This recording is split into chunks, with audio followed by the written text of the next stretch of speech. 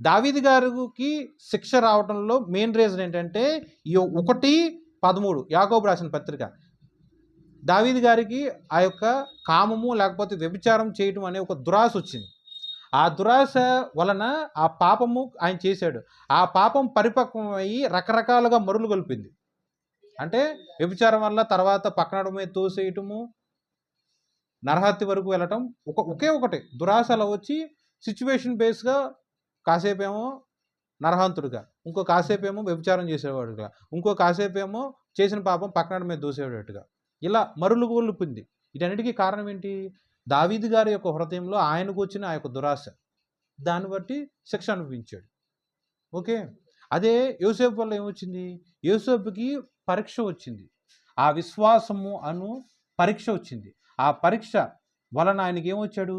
విశ్వాసంలో సంపూర్ణముగా మార్చబడి ఉన్నాడు.